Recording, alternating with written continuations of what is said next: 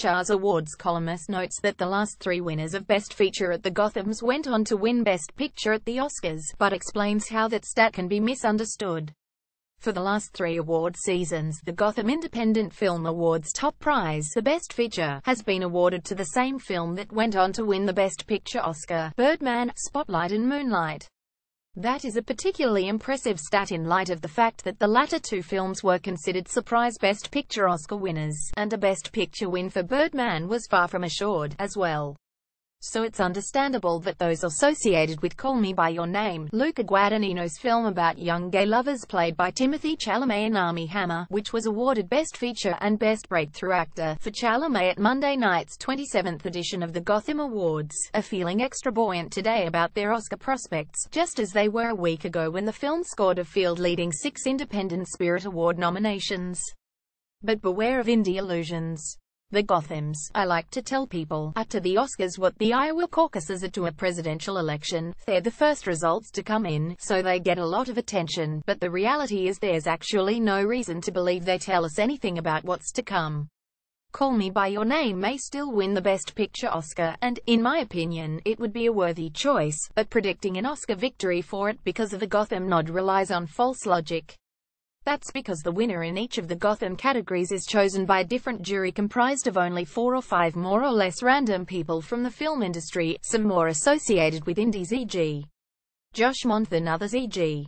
Tiffany Haddish, whereas Oscar winners are determined by thousands of voters. Needless to say, the handful of Gotham voters is miles away from being a scientific sample size for the large pool of Academy voters.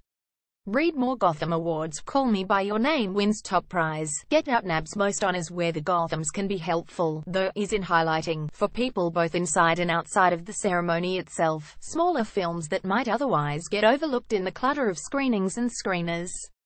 Call Me By Your Name and Monday nights are the big winner, Jordan Peele's Get Out, which won just as many competitive awards: Best Screenplay and Best Breakthrough Director, both for Peele. The Audience Award, which is determined by members of the public and which received further recognition in the form of a tribute to producer Jason Blum, both had pretty sizable profiles even before the ceremony.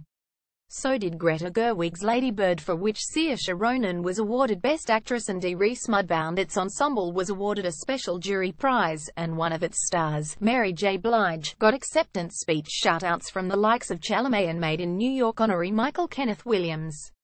But certain other honorees, like James Franco's Eccentric the Disaster Artist, for which Franco was awarded Best Actor, had largely existed within a small bubble of industry insiders until Monday night. The same is true of Noah Baumbach's The Meyerowitz Stories New Selected, which Dustin Hoffman talked about while accepting a career tribute, and Sofia Coppola's The Beguiled, which got attention in the forms of tributes to Coppola and star Nicole Kidman. Now, because of what happened at the Gothams and the surrounding press it received, these films are, to a much greater extent than before, likely to register on the radars of Oscar voters.